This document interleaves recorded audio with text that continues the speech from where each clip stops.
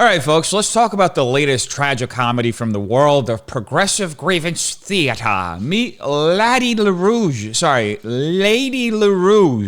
Worcester's very own dragtivist, burlesque historian, and part-time victim. More like full-time at this point. This week, they marched into a city council meeting demanding not only a formal apology for hurt feelings, but also a cool $500,000 in taxpayer-funded queer reparations. Because nothing's as impressed like lobbying for $500,000 while dressed like a rejected Moulin Rouge extra. Apparently, Worcester is now so dangerous for trans and non-binary Broadway performers that we need an emergency government task force. Forget crime, forget infrastructure, or, actual governance. The real crisis is that a drag queen didn't get a personalized email response fast enough. Worcester is home to world-renowned stages, the Hanover Theater, Tuckerman Hall, Mechanics Hall, who host touring artists from around the world. I know if I were a trans or non-binary actor on a Broadway tour who's coming to this city this year, I would not feel safe coming to Worcester. With the rhetoric that's been allowed to fly in these chambers, I wouldn't feel safe. We need a public apology now. Get on it. Speaking of getting on it, I'd like to speak in support of item 8I that you, council, request that you, city manager Batista, commit and act on creating an LGBTI coalition and task force to address issues of queerphobia, specifically transophobia, as you like to say, Joe Petty, and any other biphobias, xenophobias, and other bigotry that have been displayed by members of this cabinet. My ask is that this task force addresses the discrimination and issues in this council first and then expands to the greater Worcester community. Speaking of, I'd also like to support item 8J, asking for $500,000 in funding to go to the queer community via a Queer and Trans Alliance Fund dedicated to addressing the needs of the LGBTQIA community. Here's a tip. Open your ear. Here's a tip. Open your ears and listen. Stop talking over me, Joe. Oh, she mad. And apply the notes that we're giving you. Please, once again, I'll thank you when you make a formal apology. You go, girl! Oh, hell yeah, folks. We've got another spectacle to dissect. Picture this. A fully grown adult in full burlesque regalia, or whatever the hell this is, marching into Worcester City Hall, voice quivering with righteous indignation, not about crime, not about infrastructure, not about the local economy, but because they didn't get a personal apology from the mayor. Yes, that's right. This is where we are now, folks. Public servants aren't running a city. They're running a concierge service for unhinged drag queens with abandonment issues. Now, our star performers claims Worcester's world-renowned theaters are unsafe for trans and non-binary actors, not because of, say, actual violence. No. That would require, let's say, evidence. The real danger, words. Someone somewhere had the audacity to express an opinion outside the approved script, and suddenly Broadway stars are trembling in their boots in their dressing rooms. Never mind that these same performers can somehow strut half naked in 6-inch stilettos while lip-syncing for their lives, but Worcester City Council meetings? Oh no, far too scary. What's next? Drag queens demanding hazard pay for walking past a Chick-fil-A? And then comes the real ask. $500,000 in taxpayer money for a Queer and Trans Alliance Fund. To fix feelings. What's the line item breakdown on that? Emotional support glitter? State-sponsored poppers? Government-subsidized tucking underwear? Imagine being a struggling taxpayer working 2 jobs to pay rent, only to find out your hard-earned money is getting funneled into a slush fund for drag queens who didn't get enough validation this week. At this point, just go full dystopian. Let's have government-mandated drag story hour for 5-year-olds at gunpoint. But wait, it gets better. The pure brattiness of it all. Open your ears, Joe. Stop talking over me, Joe. Listen, sweetheart, or whatever the hell you are, you're not delivering a decree from the House of the Lords. You're having a tantrum because the mayor didn't text you back. And then the cherry on top, I'll thank you when you make a formal apology. Ah, yes, the benevolence. Imagine thinking you're so important that city officials should line up, hats in hand, to beg for your forgiveness because they failed to properly affirm your existence on schedule. This isn't activism. This is the spiritual successor to Veruca Salt, except instead of demanding golden eggs, eggs. They want compulsory groveling and a government stipend for being fabulous. Now, here's the cold, hard truth. This is not about safety, rights, or discrimination. It's about control. It's about making public officials bow and scrape at the feet of a professional victim class who thrive on perpetual grievance. And the best part, even if the city craves, it won't be enough. Give them the apology, and next week, they'll demand reparations for emotional damages. Give them the money, and next month, they'll be back demanding a queer UBI. It's never enough, because this is a shakedown, not a movement. So Worcester, here's your choice. Stand up to this nonsense or accept your fate as the first city where municipal budgets include a line item for drag therapy. Your move. And speaking of meltdowns, our coverage would not be complete without the presence of New York State Attorney General Letitia James, who just loves losing her mind and getting her panties in a twist more than anybody else. The real question is, can anybody figure out which direction she's looking? Payments to the state of New York and to states all across this nation.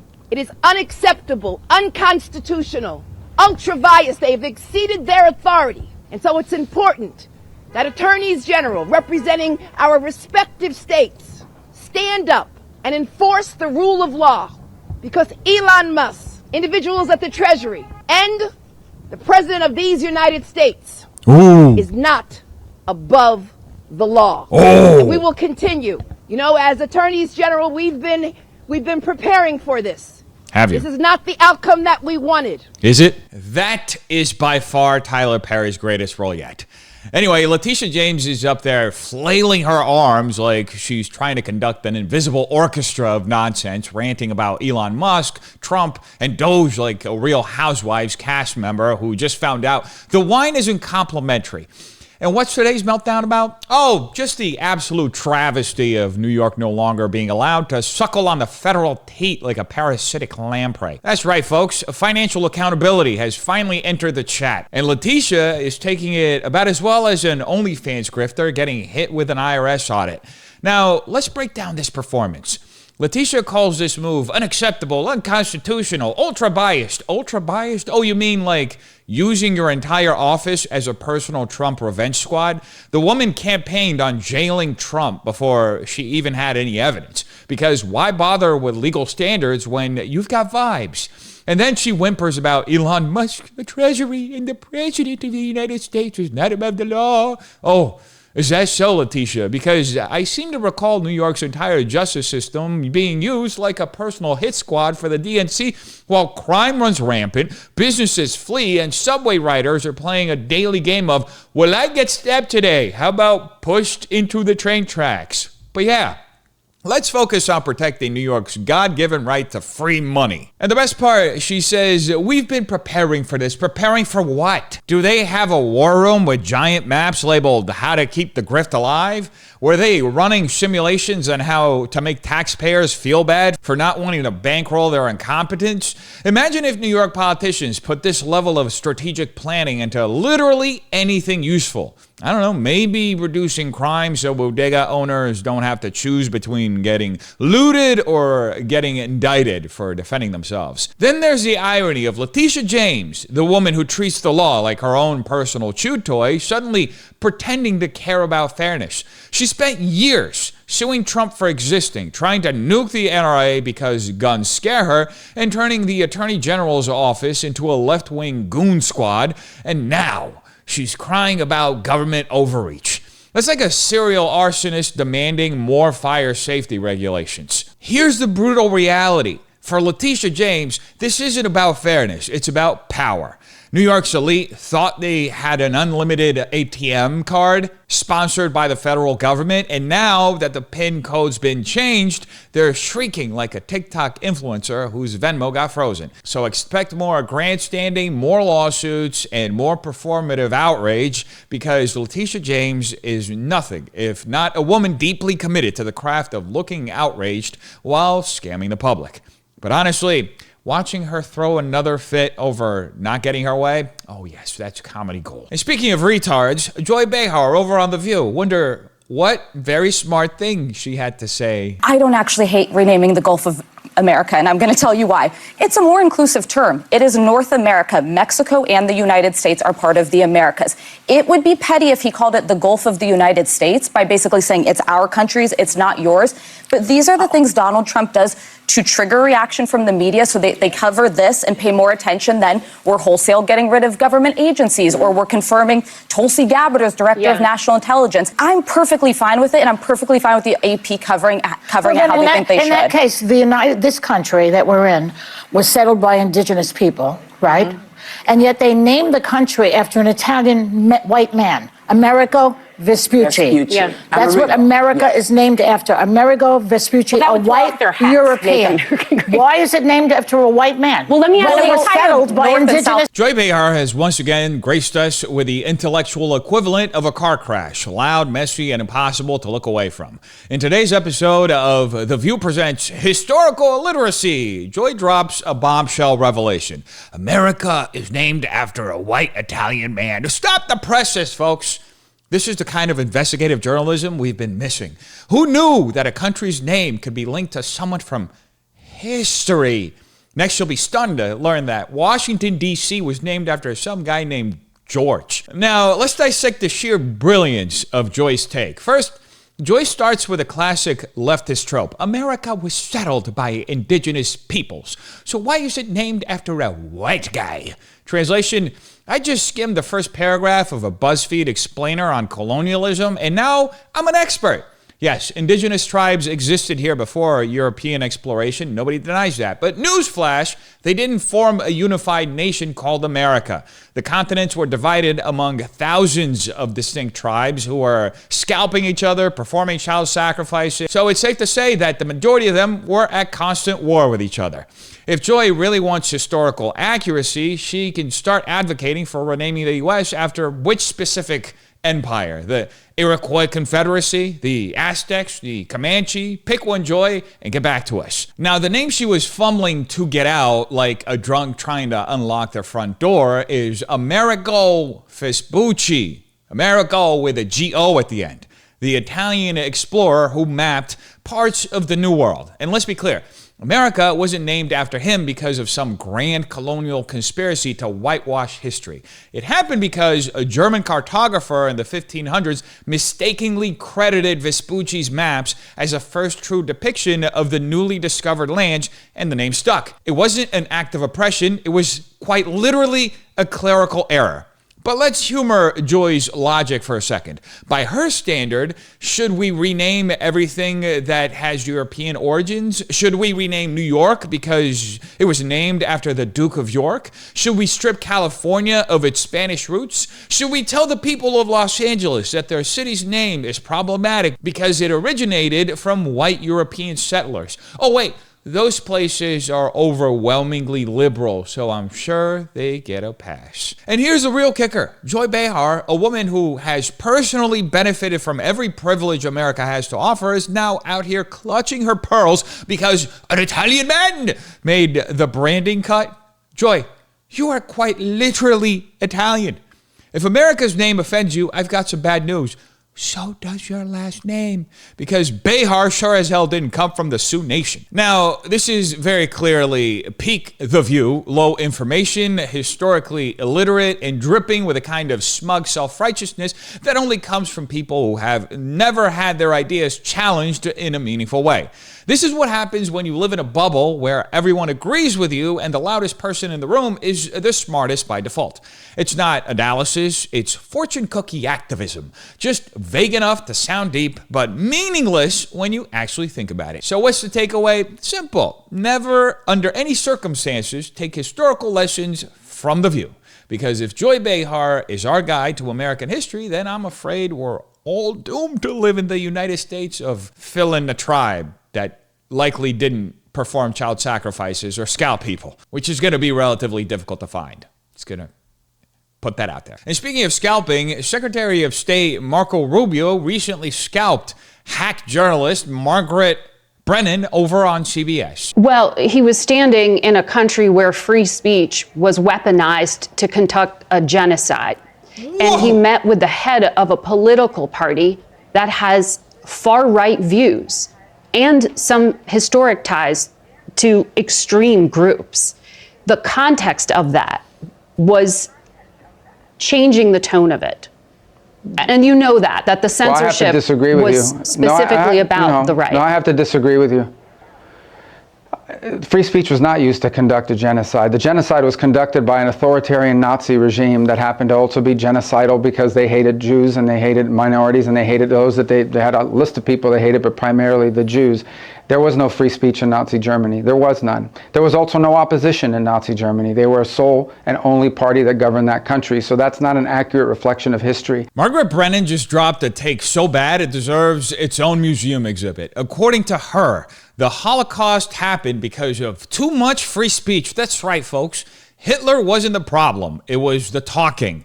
Germany didn't have a genocidal dictatorship. It had too many opinions floating around. By this logic, the gas chambers were built by the marketplace of ideas. Now let's set the record straight. Nazi Germany was one of the most speech-restrictive regimes in modern history. The moment Hitler took power in 1933, his government passed the Reichstag fire decree, which suspended free speech, shut down opposition newspapers, and gave the state unchecked power to imprison political enemies, no trial necessary.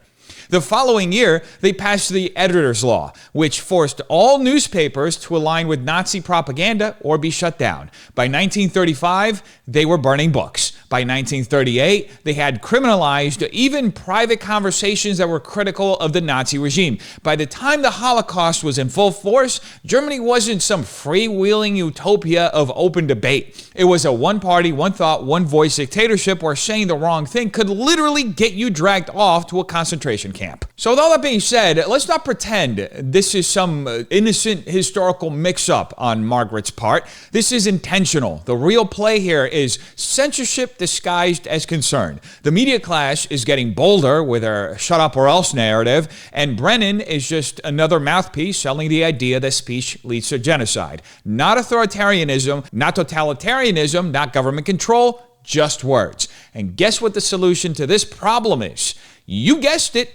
Give the government and media more power to control what you're allowed to say, because history teaches us that silencing people always leads to better outcomes, right? Just ask Stalin, Mao, or, oh yeah, that one guy, Hitler. And let's not skip over the lazy rhetorical tricks she's using here. First, she pulls a guilt by association argument. He was standing in a country where a genocide happened. Okay, and should we cancel all vacations to Germany now? If I visit Rome, am I personally responsible for all the gladiator fights that happened there? Then she does the classic false equivalence by acting like meeting with politicians automatically means endorsing everything they've ever done. By that logic, every U.S. president should be indicted for treason for shaking hands with the Saudi royal family. But my personal favorite is the historical rewrite, where she just straight up fabricates the past to fit a modern political agenda. And let's be real, if you have to rewrite history to justify your argument is garbage. Imagine being so desperate to justify censorship that you have to blame free speech for the Holocaust. It's like saying exercise causes obesity or the sun is responsible for darkness. Thankfully, Marco Rubio actually has a functioning brain and shuts this nonsense down immediately. He says there was no free speech in Nazi Germany. Boom, game over. But Brennan will obviously never admit that, because then she'd have to stop trying to convince you that letting the government control your speech is actually a moral good. Spoiler alert, it's not. The next time someone tries to sell you this free speech is dangerous nonsense, just remember, the real danger is the people who want you to shut up. And speaking of free speech and Nazis, let's go check in on Germany, shall we? It's 6:01 on a Tuesday morning, and we were with state police as they raided this apartment in northwest Germany. Hier ist die Polizei, wir mussten bitte mal mit Ihnen reden. Inside, 6 armed officers searched a suspect's home, then seized his laptop and cell phone. Prosecutors say those electronics may have been used to commit a crime. The crime, posting a racist cartoon online. At the exact same time across Germany, more than 50 similar raids played out.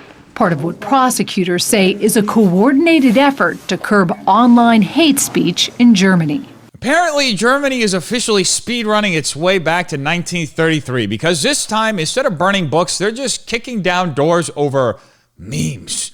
6 armed officers, 6, stormed a guy's apartment like they were taking down an international arms dealer, only to seize his laptop and cell phone. What was the crime?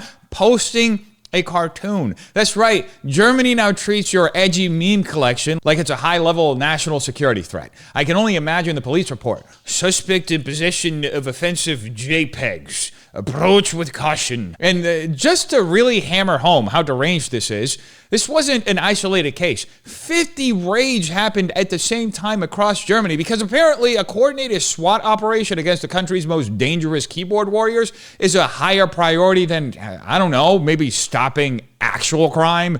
Imagine being a German citizen watching your government ignore skyrocketing crime rates, migrant riots, and actual terrorism, only to see police kicking in some guy's door because he made fun of Klaus from HR on Facebook. But sure, let's focus on the real threat to society: shitposts. And let's be real, this isn't about stopping hate speech. If Germany cared about public safety, they wouldn't be sending armed squads to seize laptops while actual violent criminals are getting culturally sensitive interventions instead of jail time. Nope. This is about raw, unfiltered control. This is about establishing dominance, making sure every citizen knows that if you step out of line, even just to post a cartoon, they will treat you like an international fugitive. At this rate, they're one bad meme away from introducing the death penalty for spicy takes. And here's a kicker. If you're one of the idiots cheering this on, who do you think they come for next? Because once the government starts criminalizing speech, they never stop at the bad guys. They just keep moving the goalposts until anything outside the state-approved narrative is a crime.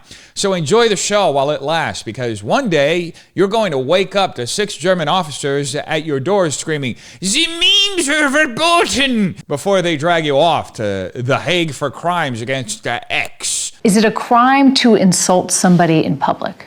Yes. Yes, it is. And it's a crime to insult them online as well? Yes. The fine could be even higher. Yeah. If you insult someone in the internet. Why? Because in internet, it stays there. If we are talking here face to face, you insult me, I insult you, okay, finish. But if you in the internet, if I insult you or a politician, That sticks around forever. yeah.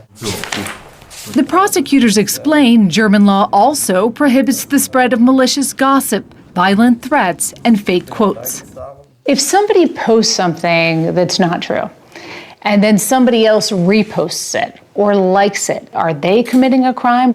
Yeah, in the case of reposting, it is a crime as well, because the reader can't distinguish whether you just invented this or just reposted it. That's the same for us. The punishment for breaking hate speech laws can include jail time for repeat offenders. Germany has officially given up on free speech, and their prosecutors are bragging about it like they just unlocked the Totalitarian Achievement Badge. Apparently, insulting someone is now a crime, not just in person, but online too. And if you dare to like, share, or repost something they disapprove of, congratulations, you might be going to prison. Imagine explaining that to your cellmate. Hey, buddy, what are you in for? Murder. You? I retweeted a spicy meme. Now let's break down this genius logic. Their justification for criminalizing speech is that insults on the internet stay there forever. So by this reasoning, if you call someone an idiot to their face, you're fine. But if you post the exact same words online, you're basically a war criminal. By that standard, Germany should be raiding high school group chats because, let's be honest, those are literal war zones. But no. Instead, they're sending SWAT teams after some dude who made fun of Angela Merkel's haircut in 2015. And it gets even dumber. Germany isn't just going after people who say the wrong things. They're criminalizing people for simply sharing content, even if they didn't create it. That means liking a tweet, sharing a Facebook post, or forwarding a WhatsApp message can get you arrested. Why? Because according to these over-caffeinated hall monitors, the average person can't distinguish between an original post and a repost. Oh, I see. So if one dumbass falls for an obvious joke, the solution is to arrest the guy who hit retweet. By this logic, if someone believes the Onion is real, we should be throwing the entire editorial team in solitary confinement. But wait, there's more. Germany has also decided that malicious gossip is a crime. That's right. They've basically criminalized high school behavior. Imagine the police knocking on your door. Sir, We have reports that you called your boss a weasel-faced ghoul in a group chat. You're looking at 5 years minimum. I don't know why my Nazi Gestapo guy sounds like that, but that's what he sounds like in my head. Anyway, so what actually counts as malicious gossip? Saying a politician is corrupt, criticizing government policy, pointing out that the country is turning into a dystopian meme police state?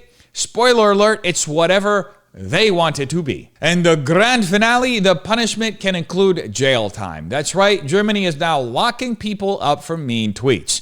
You can burn down a city during a riot and get a slap on the wrist, but if you make a joke that offends the wrong bureaucrat, you're getting hard time. Imagine solitary confinement for posting a bad Photoshop of Olaf Scholz with clown makeup. So here's the bottom line. Germany isn't stopping hate speech, they're criminalizing opinions. This isn't about safety, it's about control. It's about making sure the government owns your thoughts. And if you think this will only affect the bad people, congratulations, you just failed History 101. Because when the state gets to police speech, it never stops at the bad guys. Eventually, they come for anyone who refuses to kneel. At what point do we stop pretending this is about protection and admit it's about power? When governments get to decide which words are criminal, when liking the wrong post can land you in a courtroom, and when speech itself is treated like a weapon, the message is clear. You are not in control. The question isn't just who gets punished today, it's who they'll come for tomorrow. How much of your freedom are you willing to trade for the illusion of safety? And more importantly, when did we become so comfortable letting the people in charge dictate the terms of reality? The real threat to society isn't a meme on the internet. It's a system that demands absolute obedience and punishes those who dare to think for themselves. So ask yourself, if you have to police speech to protect your power, what are you afraid of? You tell me what you think in the comments down below. Hope you have a terrific day.